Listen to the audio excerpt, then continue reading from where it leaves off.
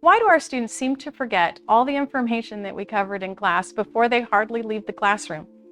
Why do they always ask us, what do I need to know right before an exam? Today we're going to talk about how students remember things, how they retrieve them from long-term memory, and what cognitive load is and how it affects their memory. And then I'm going to present strategies on how we can help students retrieve and retain that information for long term.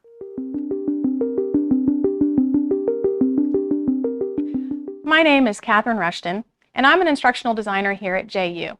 Prior to being at JU, I was a faculty member for about 27 years teaching forensic science in graduate school. So I've seen that glazed over look of your students or watching them surf on their phone instead of paying attention to the class. So we're going to talk about why students may be doing that and how we can help them overcome these issues. If you need to talk to me in the future about what I'm talking about, and I'll repeat this later, my email address is on the screen here, and so is my office. Why do students forget? Well, part of it is that we've given them a lot of information that is sitting in their working memory. And while it's in working memory, the brain is processing this information and trying to figure out what it's going to do with that. And it's sorting it, it's considering what it means, how it relates to other things, and at that point it's going to start forming those pathways to their long-term memory. Once it's in the long-term memory, you need to use those same pathways, or students need to use those same pathways to get that information back out, to retrieve it. And so we need to help students make those pathways into that long-term memory. And in order to do that, they need to make connections. The pathways to the long-term memory are similar to sort of like spider webs. They're neural net interconnections between the information and things they've already stored in their long-term memory.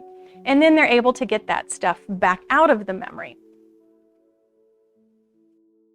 In the late 1800s, Hermann Ebbinghaus conducted research on why people remember things or why they forget things. And he created something called the forgetting curve. The forgetting curve says that without any reinforcement or any other connection to information made by a person, that they will forget approximately 56% of the information they have been presented with within 1 hour. So if you have a 1 hour lecture and you've presented information that the students haven't somehow processed and been able to connect to other information in their brain, they will have forgotten 56% of what you covered in the course. And if it's only 1 day later, it's 66%. And 6 days later, they will have forgotten over 75% of the information that was presented. So if you have a class that's only, say, 1 day a week, then by the next time they get to the class, if they have not interacted with that material in any meaningful way, they will have forgotten 75% of what you presented. In order to get information retained into long-term memory, we need to associate it with things that are in long-term memory. So looking at the first set of letters at the top of this screen, we have this random NPFXOSK versus ORANGES. So how easy would it be for you to remember the NP blah blah blah versus oranges? It's a lot easier to remember oranges because as soon as you think of that word, you think of a color, you think of a smell, a taste, a memory of orange juice in the morning when you were a kid, or pancakes because you had orange juice with them. But you start going through that information that's already in your long-term memory. You're not even thinking about it. You're just going, oranges, orange blossom smells so beautiful just before the oranges form on the tree. So if I've associated with long-term memory, I've built a path for that new information coming in. Same thing for this information down at the bottom of the slide. BSIT, several other letters, versus FBI, USA, CIA, MTV, ATM. Versus if I even chunk it up into smaller bits, you're certainly able to make sense of that information, even though it's all the same letters. It's just a little bit different orientation that your brain recognizes. And so it can put that into long-term memory or make that connection to it. So I want to get a little bit more into the visual cognitive processing. So your brain, when it sees an image, it's going to try to associate that image with something that you already know in your long-term memory. So looking at this first image on the screen here, think about what that looks like to you. Does it look like a pig nose, an alien, bunny ears, somebody looking over a fence? I've heard a lot of things in the past. I've also heard washerwoman. So here is the rear end of the woman, her heels, her bucket, all of that. But what it really is 5 lines and suggestive reasoning.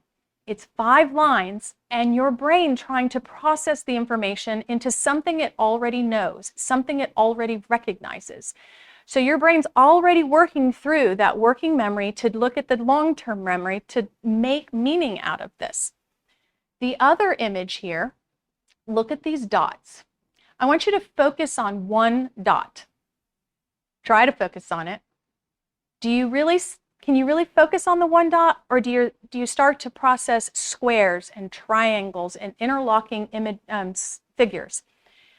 That's because, again, your brain is trying to process the information it sees with information it already knows. It is trying to form those neural pathways, again, that we're looking at harnessing for our students in their learning. So as we go through thinking about memory and how students are going to process this information, we need to really talk about also cognitive load. Cognitive load is the amount of time that your brain needs to process this new information and to sort it and to make those pathways, those associations with the long-term memory. So there are 3 kinds of cognitive load. We have the intrinsic, which is how complex is that material that you're looking at. Is it something like a complex math formula? Is it a new language? What is it that you're trying to learn? The extrinsic cognitive load is the noise that's around you. It's the noise that's in your visual field. So we need to think about things like, how much information is on a slide? Is it overloading the information my students are trying to learn? And therefore, maybe I need to eliminate some things or make multiple slides or somehow put it in a handout, whatever. And then the germane cognitive load. This is the part that's a little bit trickier because we don't know what our students' background is or what they know in their long-term memory. So this is where they're going to be processing the information you've given them and making that connection to something they already know, some other memory they have. And we know that not all our students are coming in with the same information, the same background, the same experiences in their life. So the germane we can't control, but we know that everybody's coming in with some sort of experiences that they're going to need to connect to. Most students can only process 5 to 9 chunks of information in their cognitive load before they've become overloaded. And then you start to see those blank stares, or their mind starts to wander, which everybody's mind wanders. That's a given. So we need to think about this cognitive load and how we present the information. And there are strategies to work with cognitive load and combat the overload, and there are strategies for helping students to be able to make pathways from that short-term memory into the long-term memory. And I know that's the part you really want to know. How can I employ this with my students?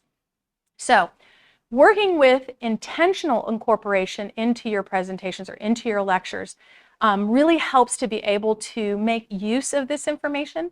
But I know you've got a lot going on in your life. You're advising students, you're creating new lectures, you're having to do research, you have a life, because yes, you don't exist in the cupboard of your classroom. So how can you do this with being able to work smarter and not harder? Nobody wants to make more work for themselves. So here are a ton of strategies in which you can help your students to be able to retain the information and retrieve the information instead of forgetting it, and also not put them into cognitive overload. And we're going to just briefly go through this. And as you're going through this, I want you to think of the questions. How am I already incorporating these things in my lecture? And I don't even know I'm doing it. And maybe if I did it with a little bit more intentionality, like I'm thinking about it now, that you can incorporate this and get just that much more out of it for your students without making any more work. Like I said, you're already doing it. You just didn't think about this is what it really means. But also think about ways that this could be used as you're mulling over your own courses, how this information or how you can use these strategies in your lectures easy. So peer-to-peer explanation, just give them a few moments to turn and explain the material to their neighbor. And this is very helpful for multiple reasons. One, students' minds wander. It's a fact of life. Everybody's minds wander. In fact, the time in which you've been watching me present, your mind has already wandered. So they may have missed information, or they may have been trying to scribble something down of a note and missed something you said because they're processing what they want to get on the paper. So turning to their neighbor and explaining it back and forth, they'll find the gaps in what they of the material that they missed.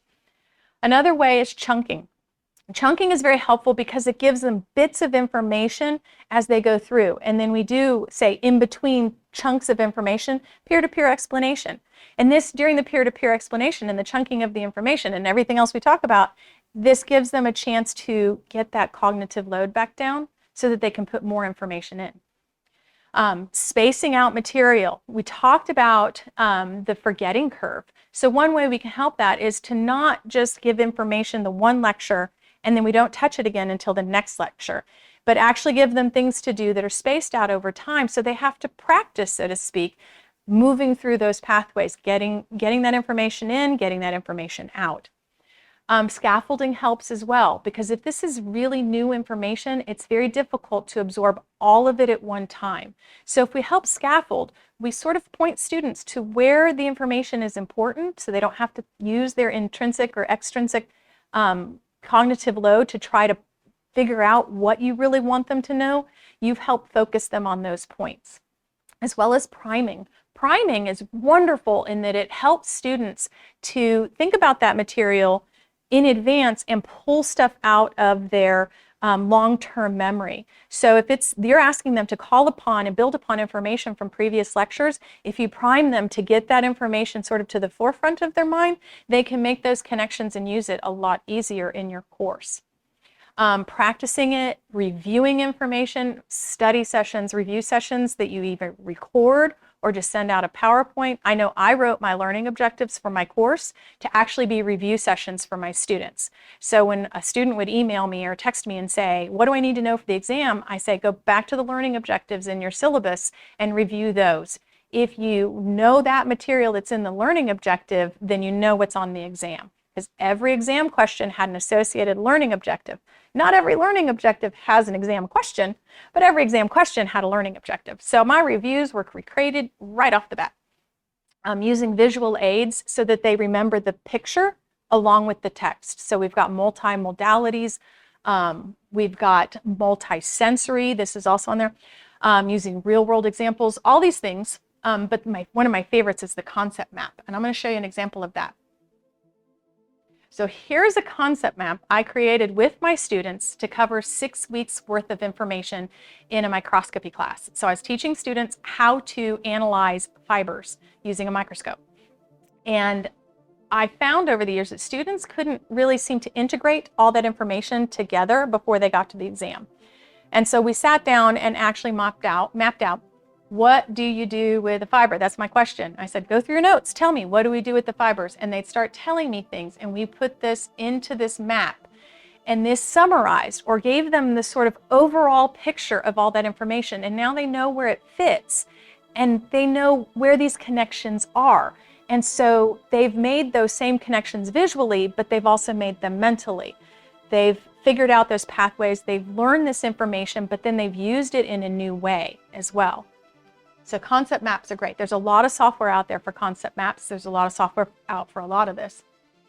So anyways, again, think about all the different ways or all these different possible strategies, and a lot of them you're probably already using and didn't realize what all the benefit for your students are. And now that you know, doing it with intentionality makes it that much more powerful for the students and for you. As well as these strategies, a lot of them you're like, I can do that. I can incorporate that easily. So think about where's that low-hanging fruit in your lecture that you can start using this strategy now to help your students retain and retrieve this information. And again, my name is Kat Rushton. And if you have any questions or want any help or even just soundboard information of like, how can I be doing this better? Send me an email and we'll get together and discuss this all, and I hopefully can help you come up with some great ways in order to make your life easier when you lecture, help your students retain this information and recall it, as well as help you work smarter, not harder. Thanks.